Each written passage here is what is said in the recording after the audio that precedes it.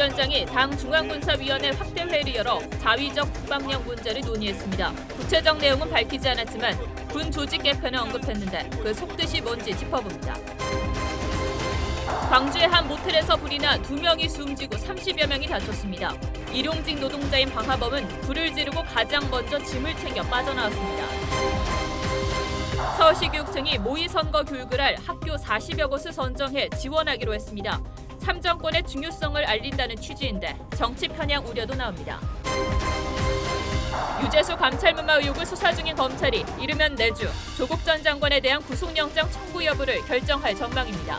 직권남용 혐의를 적용할 방침인데 영장 청구 가능성과 법조계 시각을 자세히 짚어봅니다.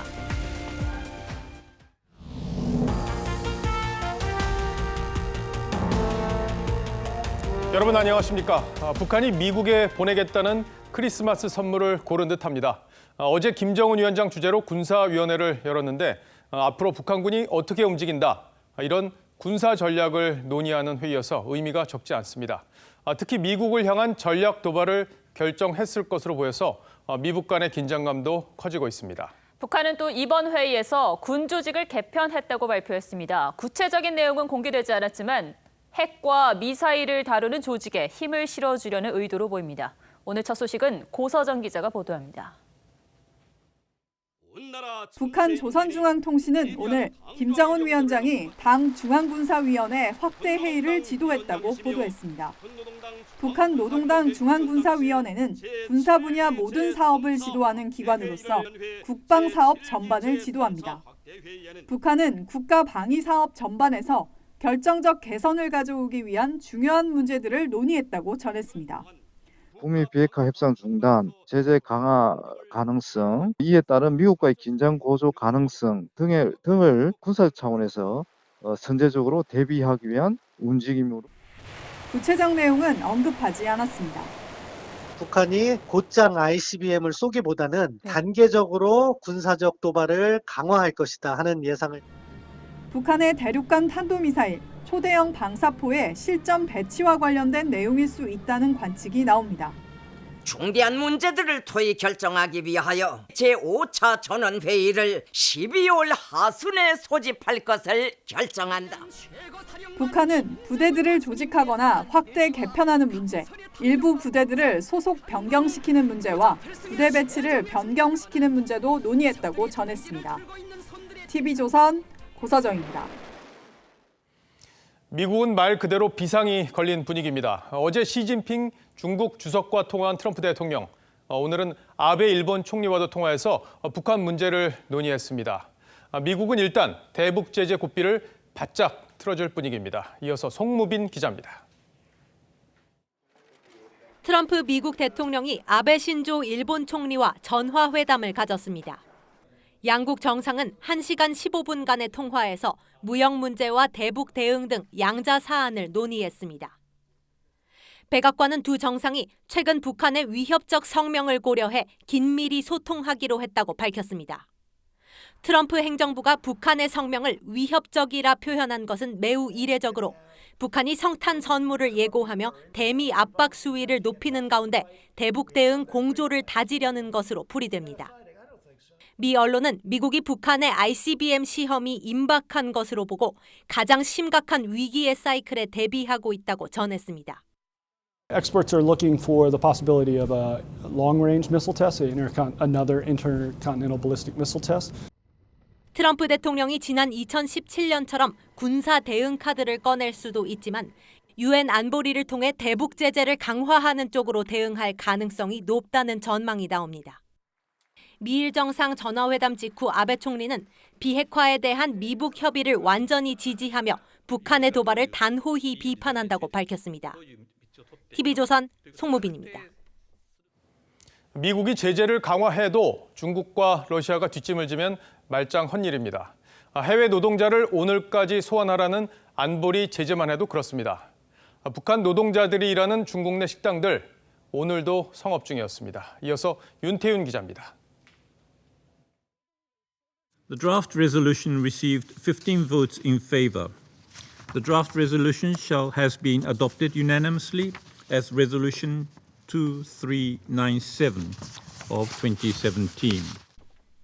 안전보장이사회의 결정으로 유엔 안보리 회원국들은 오늘까지 자국 내 북한 근로자들을 북한으로 송환해야 합니다.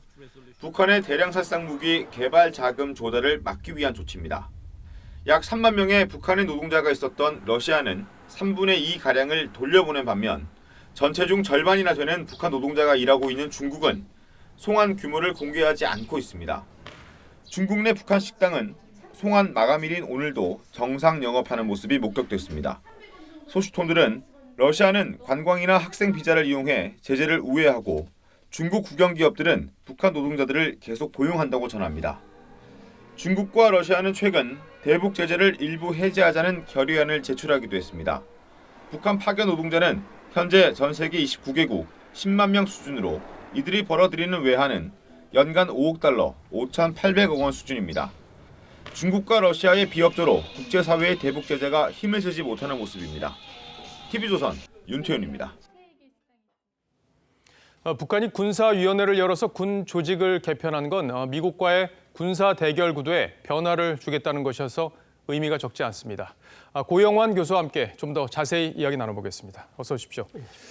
자, 북한이 왜 이 시점에 군 조직을 개편한 겁니까? 지금 미국사의 말폭탄들이 오고 가고 12월 1일부터 북한군이 동계훈련에 들어가 있습니다. 이 사진들을 보면 김정은이 굉장히 화나고 막 이렇게 엄숙한 표정을 짓는데 아마 싸움 준비 태세가 미비하다는 걸 지적한 것 같고요. 이번에 군사위원회를 서로서 인사를 통해서 군 지휘 간부들을 좀 틀어잡고 아무래도 북한 권력의 핵심인 군부터 새로운 길에 대비시키는 그런 의미에서 이번 확대전원회를 열지 않았나 이런 생각이 듭니다. 예, 새로운 길을 대비하는 차원이다 이렇게 지금 분석을 하셨는데 군 조직 개편 내용은 지금 북한이 공개를 안 했습니다.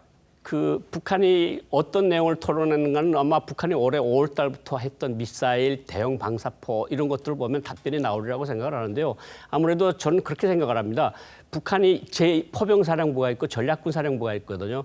전략군사령부에는 중장거리 미사일과 핵탄두를 넘겨주고 단거리 미사일 이번에 대형 600mm 대형 방사포 같은 것을 제2포병사령부 같은 걸 만들어서 포병을 좀 더 확대해서 새로운 국면에 대비하는 그런 측면이 있다고 봅니다. 그러니까 다시 한번 말씀드리면 제1포병사령부, 제2포병사령부, 중국군이 1포병, 2포병이 있거든요. 그것처럼 좀 세분화해서 대비하자는 것이 아니냐 이런 생각이 듭니다. 예, 이번에 확대 회의에 참석한 인물들도 저희가 좀 분석을 해볼 필요가 있는데 얼마 전에 이제 거대한 힘을 비축했다 이렇게 얘기했던 박정천 총참모장, 우리로 치면 이제 합참 의장인데 이 사람이 좀 부각되는 것 같아요. 이번에 보니까 사복을 입은 사람이 한 3명 정도, 나머지 한 80명은 다 군복을 입은 사람인데 여기서 아무래도 김영철 같이 통전부장에서 밀려났던 사람도 이제 당중앙 군사위원회 위원이었거든요. 그런 사람들은 배제를 시키고 박정천 같은 총참모장 같은 사람을 군사위원회 보내고 포병사령관 같은 사람들도 군사위원회 보선을 함으로써 아무래도 군에 좀 더 힘을 실려주려고 하는 그런 김정은 위원장의 의도가 있지 않았나 이런 생각이 듭니다. 예, 군에 힘을 실어준다는 의도 그렇게 볼 수 있겠고요. 그리고 김정은 위원장이 전원회의를 곧 소집한다. 이건 뭐 북한에서 이미 다 공표를 한 내용인데 이게 어제 있었던 확대 회의와는 어떻게 다른 건지 이것도 정리를 해주시죠. 간단히 말하면 그런 것 같습니다. 군사위원회 확대 회의는 군을 기강을 바로잡고 새로운 길에 대비시키는 측면이 있고 전원회의는 당원들과 주민들을 새로운 길에 나설 수밖에 없는 상황을 설명하고 새로운 길에 대비시키기 위한 그런 의미의 전원회의라고 볼 수 있을 것 같습니다. 예. 아까 이제 새로운 길에 대해서도 언급을 해주셨는데 이 새로운 길이 뭐가 될 거냐 이거에 대한 것도 이제 관심이 좀 커지고 있습니다. 이제 북한이 미국과의 대화를 사실상 거부한 상태이기 때문에 이 새로운 길이 이제 군사적으로 어떤 힘을 키우는 걸로 갈 거다 아니면 도발로 갈 거다 이런 관측들이 나오고 있어요. 제가 그 전에 회의 날짜부터 잠깐 말씀을 좀 드리겠는데요. 그 회의는 아무래도 23일, 24일 사이에 당중앙 전원회의가 열릴 것 같고요. 여기에서 기본적으로 무슨 설명을 해야 되는가 하면 이제 지난 2년 동안 트럼프 대통령, 김정은 위원장이 3번 만났지 않았습니까? 일반 주민들은 말폭탄이 오고 가는 것도 몰라요. 왜냐하면 중앙통신은 북한 주민들이 보는 게 아니거든요. 외국 사람들을 위해서 보는 거니까 아니 이제까지 잘 되는 것 같았는데 왜 갑자기 미사일을 쏘면서 왜 이렇게 강경하게 나가는가에 대한 설명이 있어야 되거든요. 그 설명을 이번에 우리가 선의로 정말 마지막까지 했는데 셈법을 바꾸라고 대조선 적대 정책을 바꾸지 않았다. 따라서 우리는 우리 핵 억제력과 우리 방위력을 강화하기 위한 조치들을 취할 수밖에 없다. 이것이 새로운 질이라는 설명을 하고 그다음에 이제 미사일을 쏴야 앞뒤가 맞는 거거든요. 그런 의미에서 아마 23일, 24일 또 이날이 또 무슨 날인가 하면 김정은 위원장이 친조모의 생일날이기도 하고 김정일 위원장의 죽은 김정일 위원장의 최고사령관 28돌이 되기도 하는 날이니까 북한은 무슨 회의를 할 때마다 중요한 계기를 꼭 잡거든요. 그래서 제가 24일을 이렇게 주목을 하는데 여기에서 우리가 왜 핵무기를 발전시키지 않으면 안 되겠느냐, 왜 미국이 이런 행동을 하게 됐느냐, 우리가 왜 이런 길을 나가면서 자강, 자력 부흥, 자력 번영의 길로 나갈 수밖에 없다는 것을 주민들한테 설명하는 그런 절차가 꼭 필요하다고 생각을 그럼 합니다. 전원 회의에서 그런 내용이 결정이 되고 예. 그 이후에 뭐 신년사를 통해서 그런 내용들이 좀 더 확고해지고 그 다음에는 협상이라는 게 완전히 깨지는 겁니까? 지금 북한이 좀 특이한 게 전원회의를 한다고 하면서 날짜를 박지 않은 거는 이번이 처음입니다. 노동당 역사에서. 그리고 어제도 회의를 하면서 발언 수위를 조금 조절을 했어요. 그리고 전원회의 하기 전에 예정도 없었던 군사위원회 회의를 했거든요. 이걸 보면 북한이 살라미로 이렇게 썰어 나가면서 지금 조금씩 지금 미국을 압박을 하고 있는 건데 아마 오늘까지도 내일까지도 북한은 미국으로부터 모든 긍정적인 답변이 오르라는 것을 조금 기다리는 것 같고 만약에 없다 그러면 전원회의를 해서 결국은 새로운 노선을 천명을 하고 아마 미사일을 쏘던 그러니까 12월 25일 당일부터 1월 새해 전후를 비롯해서 미사일이든가 인공위성을 가장한 미사일 같은 것이 올라갈 가능성이 높다. 저는 그렇게 보고 있습니다. 예, 북한의 전원회의가 상당히 중요한 북한의 이벤트가 될 걸로 이렇게 봐야겠습니다. 알겠습니다. 지금까지 고용환 교수였습니다.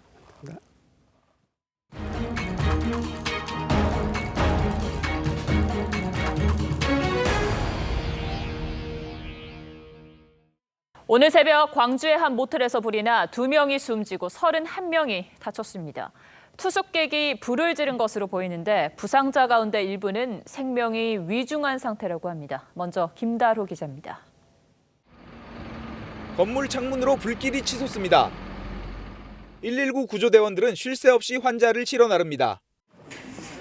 오늘 새벽 5시 45분쯤 광주 북구 두암동의 한 모텔에서 불이 났습니다. 불은 모텔 중간층인 3층에서 시작돼 건물 전체로 번졌습니다. 이 불로 투숙객 남성 2명이 숨지고 31명이 다쳤습니다. 휴일 새벽 시간에 불이 난 데다 건물에 연기가 가득 차면서 비상구를 찾지 못해 피해가 컸습니다. 연기가 막 들어오니까 어지럽고 막 쓰러지려고 하는데 그 찰나에 겨우 탈출했습니다. 화재 당시 건물에는 50여 명이 묵고 있었습니다. 일부 투숙객은 누군가 문을 두드리는 소리에 잠에서 깨 대피했습니다. 한 여성 투숙객은 4층 창밖으로 뛰어내리기도 했습니다. 4층에서 추락으로 추정되는데 여자분인데 주차장 쪽으로 추락이 돼서 완충작용, 주차장 그 천막이 완충작용해서 그렇게. 오늘 화재는 39살 김모 씨가 자신이 묵고 있던 방에 불을 지르면서 시작됐습니다. 경찰은 김 씨를 긴급 체포해 조사하고 있습니다. TV조선 김다로입니다. 긴급 체포된 이 남성은 불이 모텔 전체로 번지자 제일 먼저 짐을 챙겨 빠져나왔습니다. 경찰 조사에서는 자신의 처지를 비관해 불을 질렀다고 진술했습니다. 박건우 기자입니다. 모자를 눌러 쓴 남성이 모텔을 향해 걸어갑니다. 양손에는 두툼한 가방과 비닐봉지를 들고 있습니다. 모텔에 불을 지른 혐의로 긴급 체포된 39살 김모 씨 모습입니다.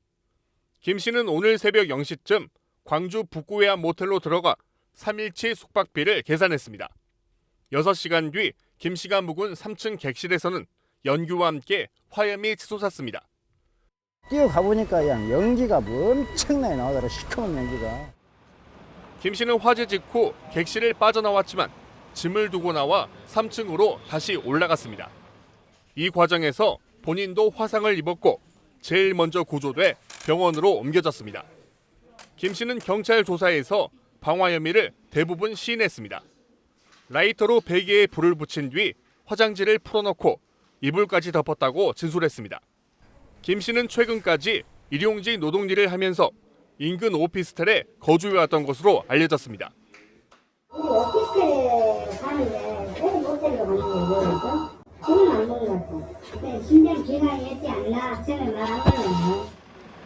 경찰은 김 씨가 묻지마 방안을 계획했는지 여부도 수사하고 있습니다.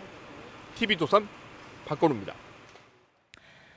어제 경기도 일산 공사장 인근에서 20m 길이의 땅꺼짐이 발생했는데 오늘도 잇따랐습니다. 서울 여의도 지하보도 공사장 옆에서 땅꺼짐이 일어나 50대 근로자가 숨졌습니다.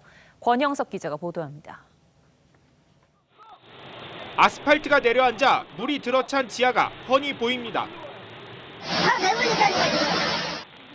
소방대원이 아래로 내려가 구조 작업을 펼쳐보지만 쉽지 않습니다.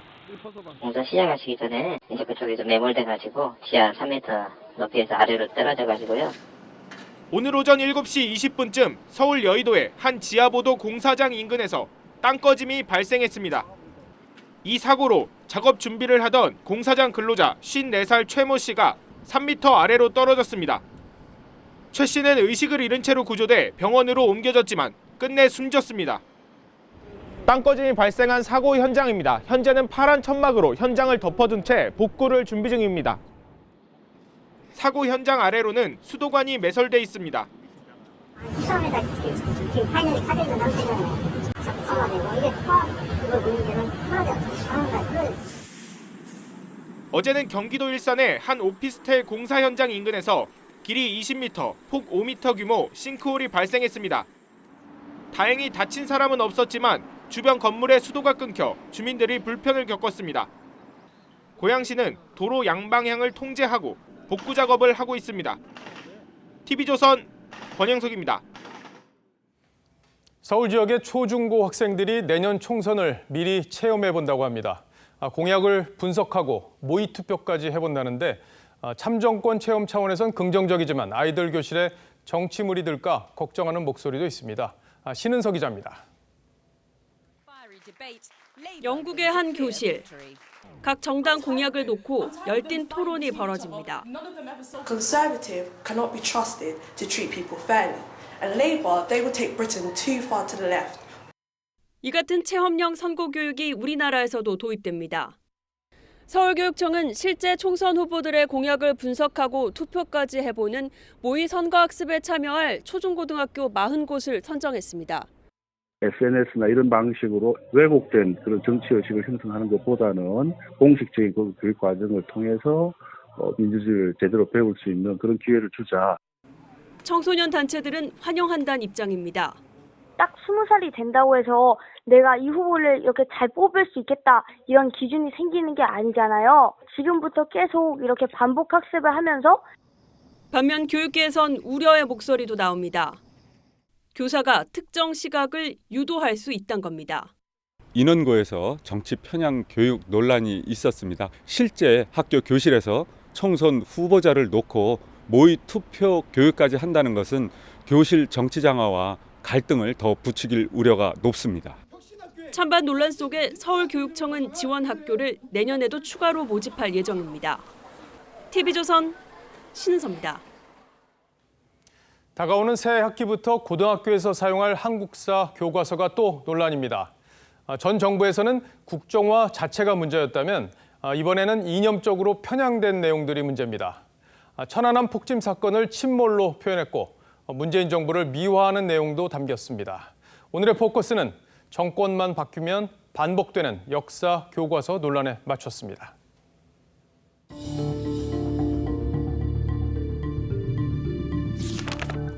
국정 역사 교과서 논란으로 얼룩졌던 지난 2015년. 친일 독재!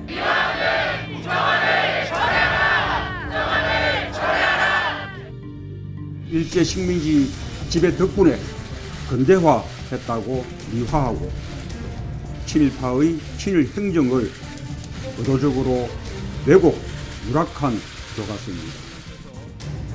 문재인 대통령은 취임과 동시에 국정 역사 교과서를 적폐청산 1호로 지목해 폐지하기에 이르죠. 새 교과서는 어떨까? 내년 새 학기부터 전국 고등학교에서 사용할 8종의 한국사 교과서를 살펴보니 대한민국 정부에 대한 서술부터 시각차가 드러납니다. 8종 모두 대한민국을 유엔 감시하에 선거 가능 지역에서 수립된 유일한 합법 정부라고 적었습니다. 1948년 유엔이 대한민국을 한반도 유일 합법 정부로 인정했는데도 우리 정부의 의미를 축소한 겁니다.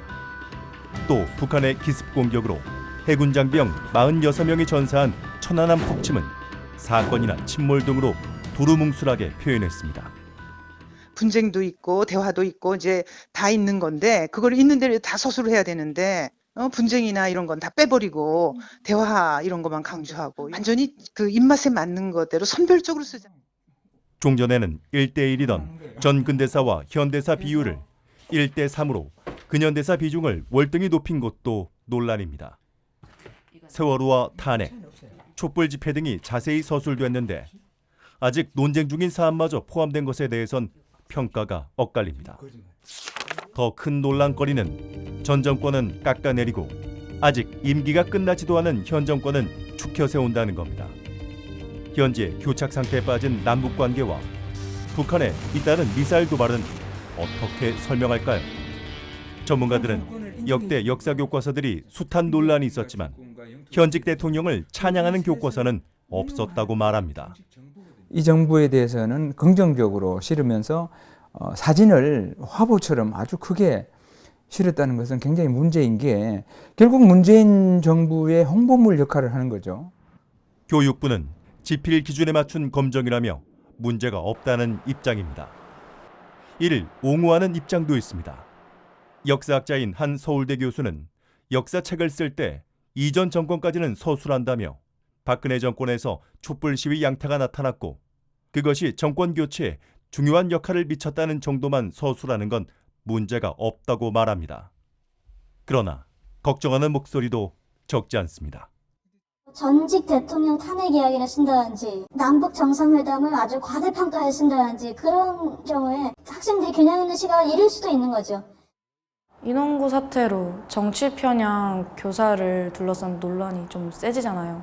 근데 이런 교과서가 만약에 시중에 나오면은 이건 교사가 자신이 원하는 사상 주입이 아니라 교과서에 의한 체계적인 사상 주입이 되는 거 아닌가 싶어요. 뉴스7 포커스였습니다.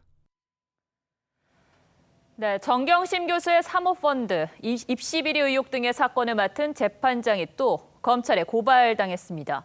앞서 직권남용에 이어 이번에는 허위 공문서를 작성한 혐의입니다. 한송원 기자가 보도합니다.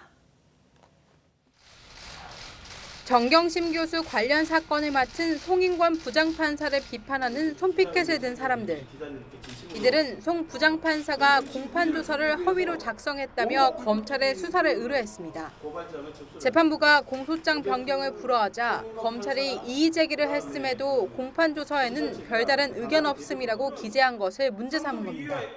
상수 주요 발언이 누락된 것은 명백히 허위로 공판조서를 작성한 것이므로 정 교수의 보석을 검토해보겠다는 재판부 발언 누락 논란도 함께 겨냥했습니다. 이 단체는 앞서 지난 13일에도 검찰에 공소장 변경 신청을 허가하지 않은 송 부장판사를 직권남용 혐의로 고발했습니다. 검찰은 1심 공판조서는 항소심 단계에서도 절대적 증명력을 가져 유무죄 판단에 큰 영향을 끼칠 수 있다며 반발하고 있습니다. 하지만 법원은 공판조서는 속기록과 달라 일일이 다 적는 것이 아니다라며 소송 지휘권은 재판부 재량이라고 맞서고 있습니다. 검찰은 조서 수정 등을 지켜본 뒤 재판부 기피 신청까지 검토하겠다는 강경한 입장을 보이고 있습니다. TV조선 한송원입니다. 네, 검찰이 유재수 감찰무마 의혹의 정점인 조국 전 장관에 대해 이르면 이번 주 영장 청구 여부를 결정할 전망입니다. 법원은 이번 사건을 어떻게 보고 있는지 살펴보고 청와대 선거 개입 의혹의 스모킹건이 된 업무 수첩 관련 내용도 조정린 기자와 자세히 한번 뜯어보겠습니다. 자, 조 기자, 조 전 장관에 대한 영장 청구 방침은 정해진 겁니까? 구속영장 청구 기류가 강한 것으로 전해집니다. 수사는 순조롭게 진행되고 있다. 혐의 입증엔 자신이 있다는 이 태도에서도 엿볼 수 있습니다. 적용 혐의는 직권남용이겠죠? 네. 부하 직원들이 정당하게 일을 하고 있는데 윗선에서 이유 없이 하지 마라, 중지해라 하는 것들이 이 형사재판에서의 대표적인 직권남용인데 현재 문제가 벌어진 곳은 청와대 민정수석실이지 않습니까? 그렇죠. 많은 권한이 있는 만큼 혐의도 중하다고 검찰은 보고 있습니다. 자, 법조계에서는 이 사건이 우병우 전 수석의 사건과 비슷하다라고 보고 있는데 어떤 전례를 말하는 겁니까?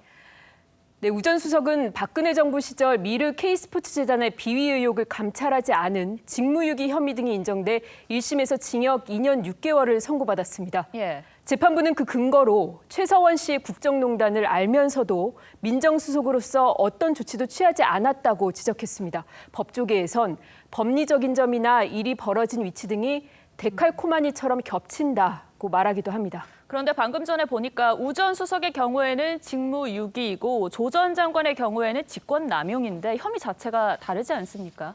직무유기는 해야 하는데 안 한 것이고 직권남용은 해야 할 일을 막은 것이죠. 네. 소극적 행위로 일을 안 한 직무유기보다 적극적 행위로 일을 못하게 한 직권남용의 불법성을 더 크게 봅니다. 형량에서도 직권남용의 형량은 징역 5년 이하로 직무유기의 형량보다 훨씬 더 높습니다. 네. 검찰은 또 유 전 부시장의 비위 내용을 파악하고도 당시 유 전 부시장이 금융위원회에 사표를 내도록 하는 선에서 마무리한 건 재량권의 범위를 넘어선 직권남용이 아닌지도 의심하고 있습니다. 자, 조 전 장관은 그런데 정무적 책임은 나에게 있다라는 말을 했습니다. 이 말을 법조계에서는 어떻게 보고 있습니까? 형사적 책임을 뺀 나머지, 그러니까 당시 민정수석으로서의 정치적 책임만 지겠다 정도의 말로 보인다며 적극적인 혐의 부인으로 보는 시각이 있습니다. 네. 반대로 판단 영역의 문제지만 사실관계는 어느 정도 인정하는 취지로 보인다는 분석도 있습니다. 네, 이르긴 하지만 직권남용 혐의로 구속영장이 청구된다면 발부 가능성은 어떻게 보고 있습니까? 조 전 장관 측은 이른바 3인회의라는 공식적 절차를 통해 감찰 중단이 결정된 것이고 네. 당시엔 근거가 약해서 감찰을 접기로 했다는 취지의 주장을 하고 있는 것으로 전해지죠. 관건은 당시 청와대 유재수 관련 감찰 자료가 얼마나 구체적이었는지 관련 사실을 감찰반 활동으로 충분히 확인 가능했느냐인데 네. 검찰은 비위 혐의의 상당 부분은 청와대 감찰 때 이미 확인된 내용이라고 주장하고 있습니다. 다만 법원이 이를 어떻게 판단할지는 지켜봐야겠습니다. 네, 자 이번에는 청와대의 선거 개입 의혹 사건을 한번 살펴보죠. 예. 송병기 부시장의 업무 수첩 증거 능력에 대해서 검찰 어떻게 보고 있습니까? 네, 검찰은 형사소송법 315조를 주목하고 있습니다. 당연히 증거 능력이 있는 서류, 업무상 필요로 작성한 통상문서라고 명시가 돼 있죠. 법이 이미 핵심 증거로 판단하고 있다는 겁니다. 자, 그리고 재판에서는 이 수첩이 증거 능력을 인정받느냐가 또 관건 아니겠습니까? 그렇습니다. 핵심은 그동안의 업무를 얼마나 기계적 반복적으로 수첩에 기록했냐입니다. 검찰은 송병기 부시장의 수첩에 꾸준히 작성한 일정한 패턴이 있다고 판단하고 있는 걸로 보입니다. 네. 수첩이 작성된 이 시점도 중요한데요. 네. 법관들 사이에선 지나간 일을 한꺼번에 소급해서 작성한 것이 아닌 그 당시에 기록했다면 객관적 물증으로 상당히 중요하게 여겨질 것 같다는 의견이 있습니다. 자, 하지만 수첩 하나로 유죄 입증이 될 순 없지 않습니까? 맞습니다. 수첩에 적힌 메모가 모두 사실이라고도 볼 수는 없겠죠. 그렇죠. 그래서 검찰은 이 수첩을 기초 삼아 실제로 그 일들이 있었느냐를 추적하는 겁니다. 여기에 또 다른 증거까지 합쳐진다면 송병기 부시장의 업무 수첩은 여러 의혹을 입증할 아주 강력한 증거가 될 것이란 관측입니다. 네, 업무 수첩이 스모킹건이 될지는 그 내용을 뒷받침할 증거를 찾는 검찰의 수사력에 달렸다고 볼 수 있겠네요. 오늘 잘 들었습니다.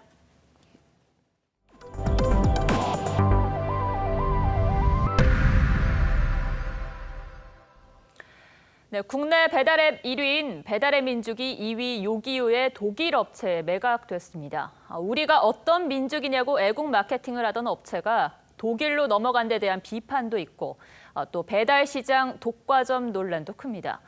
소비자는 혜택이 줄어들 거다, 자영업자들은 수수료가 오를 거다 이렇게 걱정을 하는데 그래서 공정거래위원회 판단에 더 시선이 쏠리고 있습니다. 이뮤진 기자입니다. 전통시장 안에 있는 죽집. 배달앱 4개를 이용하는데 만만치 않은 비용이 듭니다. 그런데 배달앱 운영사 합병 소식에 불안해집니다. 지금 가게에서 파는 거는 30%, 40%, 나머지는 다 배달이에요. 그러니까 두 개가 하나 되니까 이제 좀 링크를 보이지 않네요. 배달앱 1위 배달의 민족이 독일 기업에 팔렸습니다. 배달로 나라를 구한 민족. 이 업체는 이미 요기요, 배달통까지 갖고 있어 시장 점유율 90%를 넘으며 국내 배달앱 시장을 사실상 독점하게 됩니다. 자영업자들은 비용 부담이 늘어날 걸 우려하고 장기적으로 독점으로 인한 배달 수수료 인상이 약이 되지 않을까 하는 소비자들도 할인 혜택 축소 등을 걱정합니다. 서로 경쟁을 하다 보면 소비자들한테 좀 더 좋은 상품을 주거나 좀 좋은 혜택을 주려고 노력을 할 텐데 배달의 민족은 매각 뒤에도 지금처럼 계속 독자 운영할 계획이라며 시장 독점 우려에 선을 그었습니다. 저희는 수수료를 지금보다 1%포인트 낮춘 5.8%포인트의 그 새 과금 체계를 내년 4월부터 적용한다. 우리가 어떤 민족입니까? 독일 기업이 국내 배달 시장을 장악하게 될지 소비자와 자영업자 모두가 공정위의 합병 심사 결과를 지켜보고 있습니다. TV조선 임유진입니다. 주택을 수십 채씩 보유한 이른바 집부자들이 역대 최대 규모로 늘어났습니다. 정부가 2년 전 다주택자의 임대사업자 등록을 장려했기 때문이라는 분석인데 지금은 다시 규제로 죄고 있습니다. 이상배 기자입니다. 지난해 기준으로 한 채라도 주택을 소유한 사람은 1,401만 명입니다. 이 가운데 2주택 이상 다주택자는 219만 명, 1년 전보다 3.4% 늘었습니다. 특히 11채 이상을 소유한 집부자는 37,487명으로 2.1% 늘었습니다. 2012년 통계 집계 이후 최대 규모입니다. 다주택자들은 집값 상승으로 상당한 이득을 봤을 걸로 추정됩니다. 지난해 상위 10% 소유자의 주택 자산 가액은 평균 9억 7,700만 원으로 1년 전보다 1억 원 가까이 뛰었습니다. 하위 10%와의 격차는 38배로 크게 늘었습니다. 정부가 2017년 전세난 해소를 위해 각종 혜택을 줘가며 임대사업자 등록을 장려한 게 다주택자 증가로 이어졌다는 분석이 나옵니다. 유동성이 많은 상황에서 별다르게 투자할 곳도 없고 임대사업 등록하면 약간의 혜택은 있으니까 정부는 지난해 9.13 대책부터 임대사업자에 대해 규제를 다시 강화하고 있습니다. 하지만 다주택자들이 집을 내놓을지는 미지수입니다. 12.16 대책으로 다주택자의 양도세, 중과세를 한시적으로 유예해줬지만 10년 이상 보유주택만 해당돼 적용 대상은 많지 않을 걸로 전망됩니다. TV조선 이상배입니다. 네, 다음은 정치권 소식입니다. 여야 대치 정국이 좀처럼 풀리지 않고 있습니다. 마음이 급한 민주당은 밀린 법안을 처리하는 원포인트 본회의를 내일 열자고 했는데 한국당은 예산안 강행 처리 먼저 사과하라 이렇게 맞섰습니다. 김복원 기자입니다. 지난 10일 내년도 예산안 강행 처리 당시 민주당과 군소정당들은 예산안 처리에 필수적인 일부 특별회계 법안, 즉 예산 부수 법안을 미처 처리하지 않았습니다. 패스트트랙 공조야당들과 선거법 협상에 난항을 겪고 있는 민주당은 내일 본회의를 열어 예산 부수 법안부터 먼저 처리하자고 제안했습니다. 예산 부수 법안은 연내에 그것도 빠른 시간 내에 처리되어야 합니다. 그래야 내년 예산이 정상적으로 집행이 될 수 있고. 하지만 자유한국당이 4+1 협의체의 예산안 강행 처리를 날치기로 규정하고 사과가 선행돼야 한다는 입장이어서 본회의 개의 여부는 불투명합니다. 예산안을 날치기 처리한 데 대해서 분명한 사과를 하고 재발 방지 약속을 해야 합니다. 그래야 대화의 바탕이 갖춰지게 되는 것 아니겠습니까?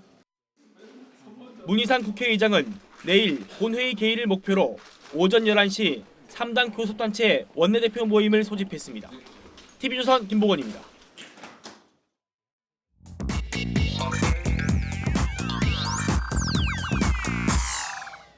궁금한 뒷이야기를 들어보면서 물음표가 느낌표로 바뀌는 뉴스의 재구성 뉴스야 시간입니다. 일요일은 정치부 서주민 기자와 함께합니다. 자, 첫 번째 물음표부터 보죠. 네, 첫 번째 물음표는 임동호 슬픈 예감 적중으로 했습니다. 지난해 울산시장 선거 때 이 경선도 못 해보고 탈락한 임동호 전 최고위원 이야기군요. 그렇습니다. 그 불출마 조건으로 뭐 총영사 등의 자리 제안을 했다 받았다 뭐 이런 의혹들이 나오는 당사자입니다. 임 전 최고위원은 그 당시 송철호 울산시장의 공천 경쟁자였는데 이 장면을 보시면 지금 보시는 장면을 보시면 왜 슬픈 예감이라고 제목을 뽑았는지 아마 짐작이 가실 겁니다. 보시죠. 내가 이 자리에서 후보가 되지 않는 경우에 있더라도 반드시 우리 당에 자사 나가서 당을 원망하지 마십시오. 우리가 민주당을 어떻게 지고 왔습니까?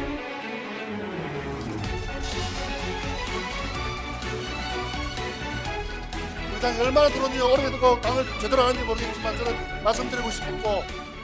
자, 저게 언제 영상인데 저렇게 좀 분위기가 뭐 그렇게 좋진 않네요. 네, 그 지난해 3월 31일 임 전 최고위원이 그 예비후보 선거사무소 개소식 때 했던 연설의 영상입니다. 후보 개소식 때 저런 얘기를 했다는 건가요? 네, 송철호 시장 그 단수 공천이 결정되기 사흘 전입니다. 예. 근데 표정을 보니까 뭔가 알고 있었다 뭐 이런 느낌이 좀 들고 보통 개소식 때는 뭔가 자기의 포부를 밝히는데 뭔가 자기가 떨어질 걸 미리 알았다는 취지의 얘기들을 하고 있어요. 네. 그러니까 뭐 특히 임 전 최고위원의 그 발언이 좀 심상치가 않죠. 그 당시 상황이 어땠었는지 임 전 최고위원이 최근 저희 취재진과 통화해서 털어놓은 얘기를 들어보시죠. 사실은 내부적 논의가 그렇게 일어나는지 대충 감은 잡았는데 정확하게 알 수는 없어. 왜 갑자기 저한테 자리 제의가 오고 왜 갑자기 공사사장을 꺼내는가. 단수 공천 결정되기 직전쯤에 그런 얘기로. 그렇죠. 예. 특히 전날 임 전 최고위원은 민주당을 어떻게 지켜왔느냐면서 선거 유불리에 따라 탈북당을 반복하는 철새 당원들을 비판하기도 했는데요. 재미있는 건 수차례 당적을 옮겼던 송철호 울산시장도 당시 예비후보 자격으로 개소식에 참석했다는 점입니다. 지금 화면으로 나오고 있는데 이 송 시장은 2014년 울산 남구을 국회의원 보궐선거를 앞두고 탈당했다가 낙선하고 2017년 다시 복당한 상태였습니다. 근데 결국에는 사흘 뒤에 이제 단수 공천이 결정이 된 건데 송 시장 입장에서는 뭐 좋은 일이었겠지만 네. 지금 임동호 전 최고위원 입장에서는 정말 하늘이 무너지는 그런 상황이었겠어요. 그렇습니다. 임 전 최고위원은 그 민주당 지지 기반이 약했을 때부터 지역당 활동을 울산에서 해왔었습니다. 최근 발간된 임 전 위원의 바로 이 자서전 어렵게 구했습니다. 예, 저게 시중에 팔지 않던데 어떻게 구했나요? 잘 안 팝니다. 예. 예. 이 자서전에도 이 송 시장을 겨냥한 내용이 적지 않습니다. 이 한 부분을 보면요, 이 A 변호사 등을 보면서 노무현 후보가 그렇게 어려울 때 돕지 않고서 다른 당에 있거나 또 모른 척하다가 왜 이제야 나타나는지 이해가 되지 않았다라고 적혀 있습니다. 여기서 이 익명으로 적힌 이 A 변호사가 바로 송철호 시장입니다. 그러니까 송철호 시장이 여기저기 당을 왔다 갔다 했고 노무현 대통령도 지키지 않았다 이런 점을 지적을 한 건데 다른 내용은 또 없습니까? 네, 2016년 총선 때 울산 남구을 민주당 후보로 출마했던 동생, 그러니까 임동욱 한국산업안전공단 상임감사 얘기도 있습니다. 같은 지역구에 송철호 후보가 무소속으로 출마를 했었는데 임 전 최고위원은 송 시장을 역시 A 후보라고 표현을 하면서 이 후보 양보 단일화 등 여러 가지로 이 동생에게 압박이 가해지고 또 여러 곳에서 나에게도 연락이 왔다 이렇게 썼습니다. 임종석 전 실장과의 친분을 보여주는 대목도 자주 나오는데요. 2011년 중구청장 보궐선거 때 임 전 실장이 울산에 내려와서 상주하며 도와줬다는 내용, 또 선거에 임하는 자세를 문제 삼아서 임 전 실장에게 야단을 맞았다는 내용, 또 방송 토론을 앞두고 임 전 실장으로부터 과외를 받았다는 내용 등이 적혀 있습니다. 임 전 실장 측은 임 전 실장이 임 전 의원을 모르지는 않는다면서도 사적인 대화를 나눌 만한 친구는 아니라고 했습니다. 예.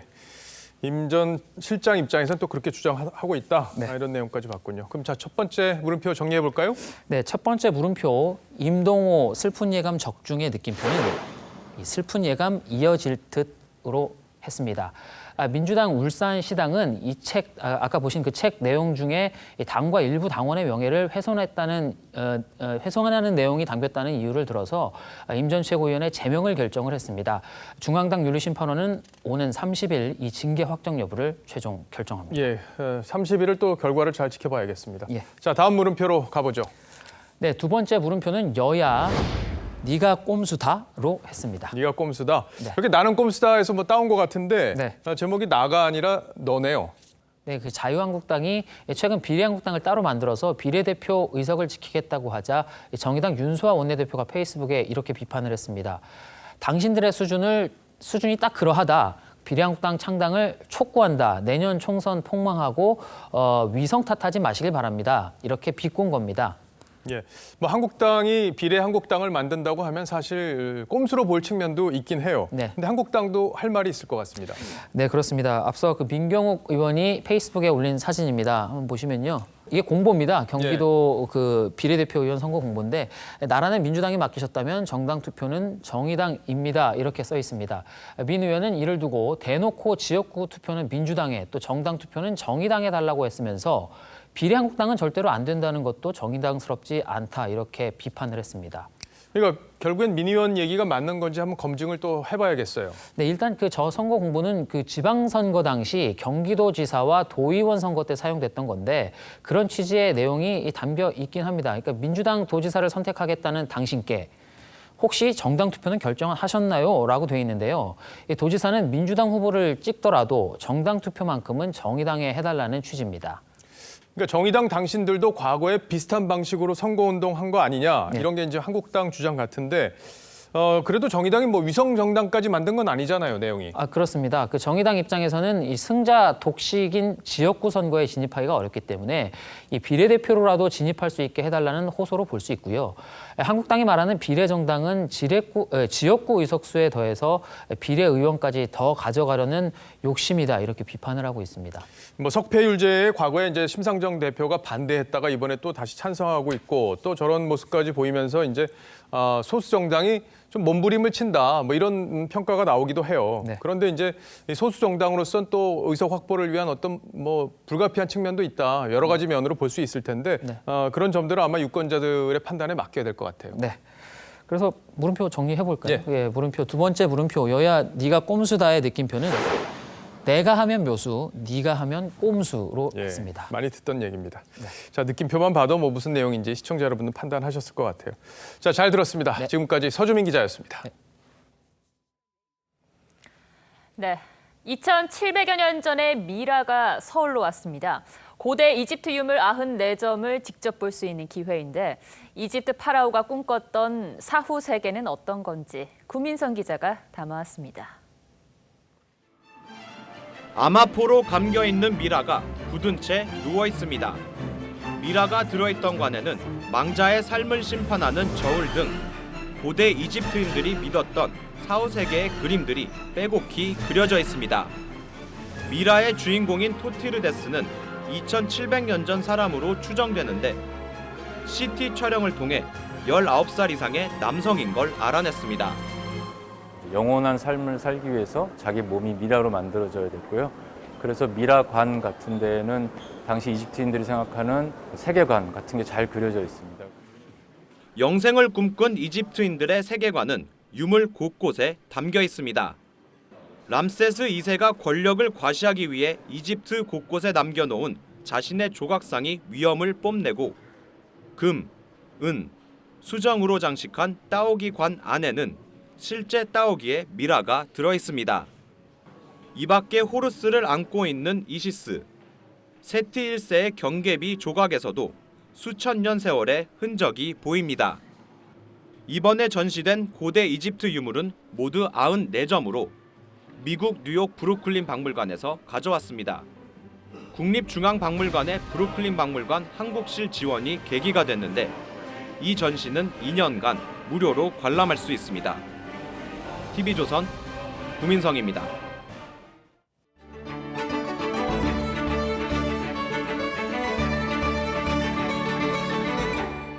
Then you need to replace radical, liberal John Bel Edwards with a true Louisiana patriot, Eddie Rispone.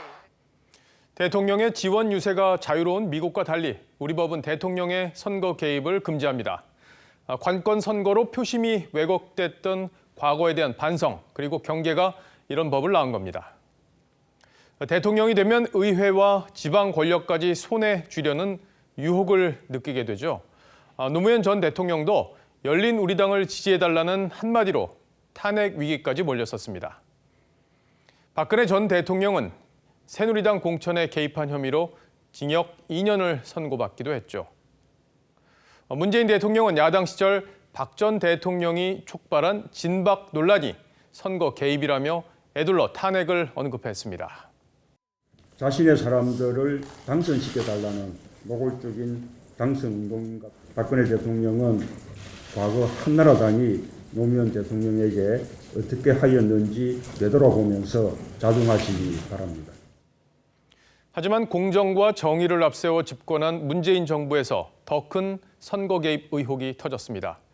대통령 비서실장부터 수석들까지 청와대에서만 몇 명이나 이번 의혹에 연루된 건지 가늠하기 어려울 정도입니다. 기재부와 환경부도 용의 선상에 올랐습니다. 경찰은 하명 수사 의혹의 하수인일 뿐입니다. 이 정도면 대통령이 형이라 부른 일을 위해 권력의 핵심들이 움직였다는 의심이 듭니다.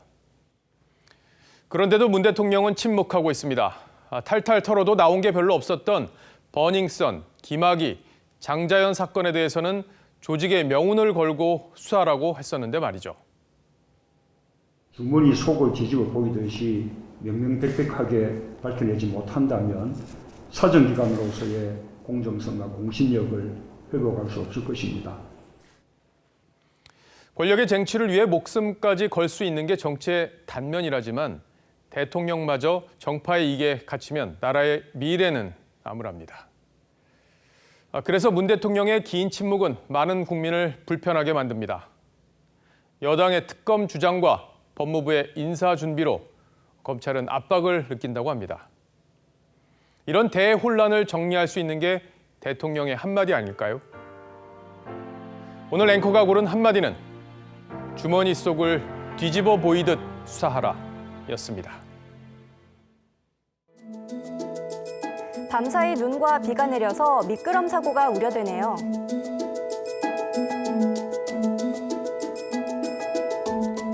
차간 거리 넉넉히 두고 안전운전하세요. 뉴스7 여기서 마치겠습니다. 시청해 주셔서 고맙습니다.